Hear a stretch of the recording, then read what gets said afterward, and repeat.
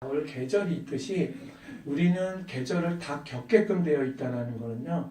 삶의 여러 가지 고난 이런 것들. 그러니까 옆 사람이 생각하고 있는 고민도 나한테 올 수 있다라는 거. 그런 것들이 항상 내 마음속에 갖고 있어야 되고요. 그 다음에 우리가 계속 법회를 열어서 보살님들을 오시라고 하는 이유는 지금은 아니지만 아까도 얘기했듯이요. 내가 그 상황에 아까 제가 비유를 들었듯이 친구가 그 상황에 처해 있으면 나는 고통스럽고 불행한데 거기서 빠져나올 생각은 죽어도 안 하고요. 사는 게 이런 거 아니야? 이러면서 살다가 죽는 거 아니야? 이렇게 체념하게 된다라는 거예요. 포기하게 되면서 점점 시간이 지나면 나아지는 게 아니고요. 점점 더 그 수렁에서 벗어나올 수 없다.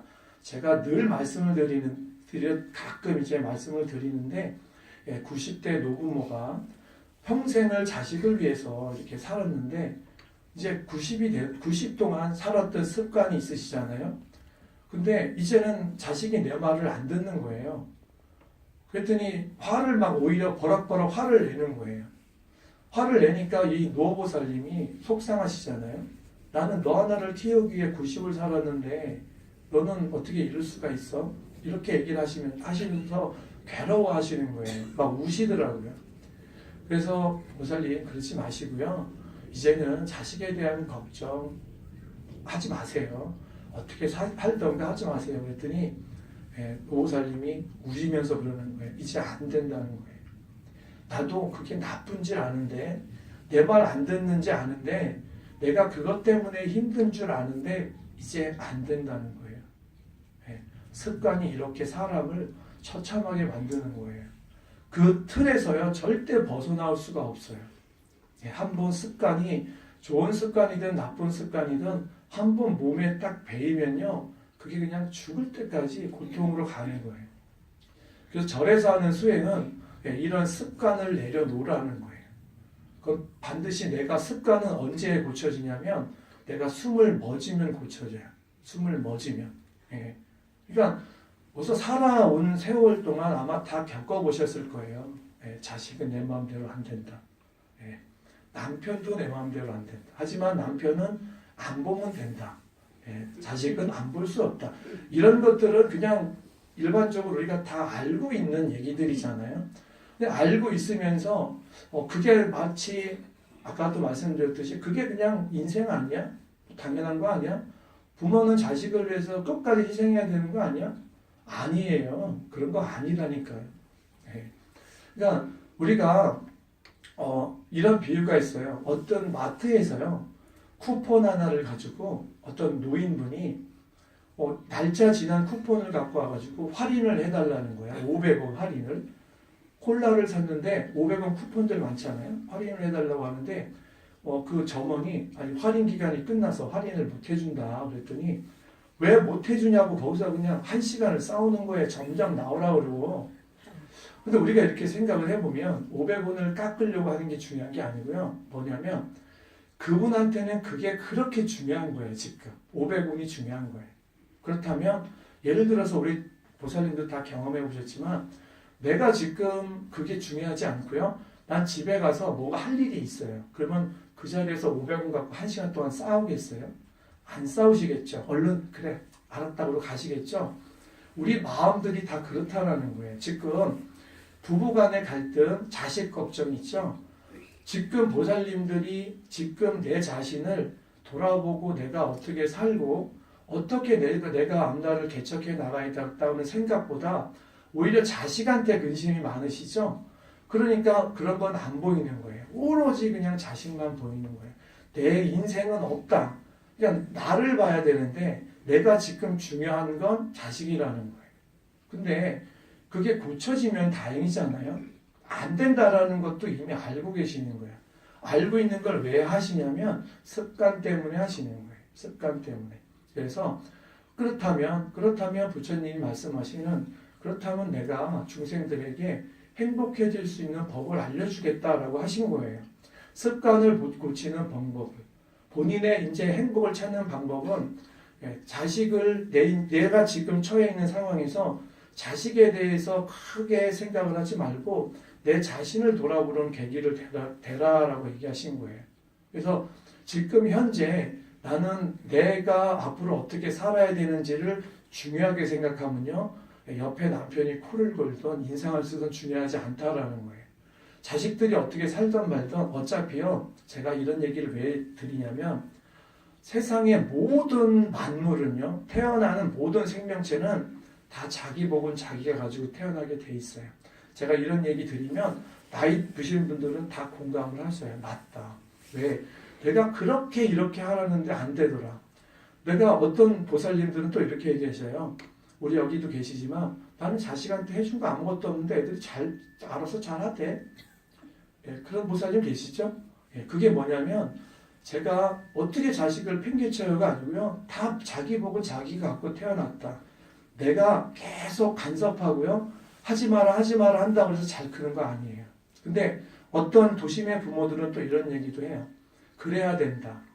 예, 좋은 학교 보내야 되고요. 좋은 선생 찾아야 되고 그 다음에 좋은 환경에 처해야 되고 그런데 그거는 우리가 얘기했듯이 이제 서로 간에 이제 어떤 빈부의 차이를 두려고 하는 거예요. 남이 가지지 못하는 거 내가 가지면 흐뭇하듯이 이런 생각의 자유가 없으시잖아요, 보살님들은. 그죠?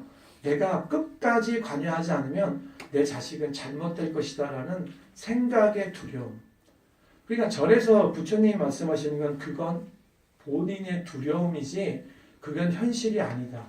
그게 만약에 진리라면 우리는 자식을 위해서 살아야 돼요. 예. 근데 살아보시니까 내 말대로 되지도 않고 어떤 또 내 아는 사람은 그냥 놔뒀더니 잘 되고 또 옆에서 죽어라고 챙기고 유학 보내고 했는데 와서 열심히 내가 그 유학 뒷바라지하고 요즘에 그 도심의 부모들은 또 어떻게 사는지 제가 보니까요. 왜 절에 많이 올 수 없는지를 보니까 자식들이 요즘에 또 연예인 바람이 막 불어가지고요. 이제 무슨 특수 학교인가요? 그런 쪽에 막 가다 보니까 그런 쪽에 가다 보면 돈도 굉장히 많이 들더라고요. 남편 얼굴 갖고는 되지도 않아요. 그러다 보니까 그거 그걸 해주려고 뭐 어디서 일하고 백화점에서나 이런 데 또 일하고 그 학비를 중학교, 고등학교 3학년 때까지 이렇게 해줬더니 대학을 또 안 간다는 거예요. 그러니까 이게 참 뭐라고 얘기를 해야 될지. 그러니까 세상 일이라는 게 참 이게 복잡하다는 거예요. 근데 우리는 이렇게 복잡한 세상에서 아니다. 자식은 내가 끝까지 보살펴야 된다. 아니다. 두니까 알아서 잘하더라. 우리는 어디로 가야 될지 모르잖아요. 어디로 가야 될지 모르기 때문에 우리 중심은 어떻게 잡아야 되냐면 부처님의 말씀을 우리 중심으로 잡아야 돼요. 그러니까 어떤 것이 옳은 게 아니고 우리는 부처님의 말씀이 곧 법이다. 난 그것을 알고 따른다. 만약에 부처님이 그렇게 말씀을 하셨는데 세상이 그렇게 되지 않으면 부처님은 거짓말쟁이잖아요. 근데 이미 부처님의 법문은 오랜 시간 동안 검증된 거예요. 많은 사람들이 해보고 검증된 거라는 거죠. 그래서 나이가 드신 분들은 이제는 무엇을 해야 될 때냐면요. 우리가 봄에요. 지금 이제 밭을 갈고 씨를 뿌릴 때인데 지금 씨를 뿌려야 될 때 씨를 뿌리지 않으니까 가을에 거둘 게 없잖아요. 그러면 지금 보살님의 나이에서는 뭘 해야 되느냐면요. 내가 돌아온 시간들을 생각을 해보고 내가 앞으로 어떻게 생을 마감해야 되는지를 생각을 해야 되는 시기인데 계속 전화해서 며느리한테 이래라 저래라 자식한테 이래라 저래라 그러니까 해야 될 때가 아닌데 하니까 부부 간에 이게 가족 간에 화합이 생기는 게 아니고 갈등이 생기는 거예요. 그러니까 우리가 한 해 한 해 봄, 여름, 가을, 겨울이 우리에게 주는 의미는요. 제철에 우리가 제철 과일이 제일 영양가가 있듯이 그 시기에는 그런 것을 해야 된다라는 거예요. 하지 않으면 어떻게 되느냐? 하지 않으면 우리 인간들은요. 가족 간의 갈등, 괴로움이 생기고요. 자연에서는 얻어질 게 아무것도 없다는 거예요. 그래서 세상의 모든 만물은요 다 부처님이다라고 얘기하시는 게 우리가 어떤 사람은 말로 해서 이해가 되고 어떤 사람은 눈으로 봐야지만 이해가 되니까 눈으로 보지 않는 건 믿지 않는 사람은 봄, 여름, 가을, 겨울 계절을 살펴봐라. 계절이 나에게 계절 자체가 우리가 부처님의 말씀이다라고 얘기를 하는 거죠.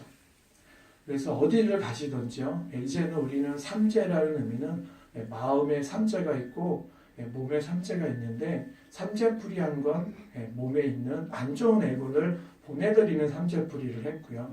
그렇다면 마음의 삼재라는 건 두려움, 근심, 걱정 이런 게 삼재인데 그것을 이제 풀어야 되는데 그거는 하루아침에 풀리는 게 아니고 내가 올해 이제 삼재 각자의 삼재가 시작이 된다면 올해 내 마음의 삼재를 같이 풀어야 된다 이렇게 꼭 얘기를 해주셔요. 누가 나 삼재 풀었는데 이렇게 되는 일이 없어 그러면 몸에 붙은 삼재를 풀었겠지. 이제는 마음의 삼재를 푸는데 그것 올 한 해는 삼재가 사실은 우리에게 주는 하늘의 메시지는 뭐냐면요. 올해 조금 기운이 안 좋으니까 바깥 활동보다는 암의 내실을 기해라라는 거예요. 우리가 어렸을 때 태어날 때 우리가 얼마만큼 태교를 잘했는지 얼마만큼 환경이 좋았는지에 따라서 잘 살다가도 모든 만물이 그래요. 한 사람만 영원히 잘 살게끔 해주는 게 없기 때문에 교대로 잘 사는 거예요. 띠가 12개의 띠가 있는데 세 가지 띠들은 왜 교대라는 거예요. 세 가지 띠들은 올해 뭔가 외부적인 활동을 하거나 뭔가 이렇게 벌리려고 하거나 이런 것들은 좀 자제하고 나머지 띠들은 좀 이렇게 활발하게 살고 또 돌아가면서 또 왜냐면 지구가 너무 좁잖아요. 그러니까 교대로 하라는 거예요. 죽으라는 게 아니고 그러니까 그렇다면 내가 바깥의 활동을 더 적극적으로 하면 이게 삼재가 되는 거예요. 삼재라는 건 괴로움이 생긴다는 거죠. 그래서 삼재에 이르면 나 죽었다 이렇게 뭐 그렇게 생각하셔도 되고 올해는 뭔가 내가 내면에 나의 어떤 내면을 튼튼하게 해야 되는 시기인가 보다 이렇게 생각하시면 되고요. 아까도 말씀드렸듯이 바깥 활동이나 바깥 일들, 새로운 일들을 많이 시작하거나 벌리는 게 아니고 내가 내실을 기해야 된다라는 거예요. 이런 것들이 우리가 주는 삼재의 의미니까요. 절에서 말씀드리는 건 그렇다라는 거죠. 가끔가다 절에서 삼재가 뭔 상관인데 삼재는 무속에서 하는 건데 절에서 왜 하는데 그거 하면 뭐 이렇게 얘기하시는데 그건 잘못 알고 있는 거죠. 본인만의 착각인 거예요. 우린 그렇게 알면 되는 거예요. 그러니까 아까도 말씀드린 세상에는요 여러 사람들이 존재를 하고요. 우리가 다 경험을 해보셨잖아요.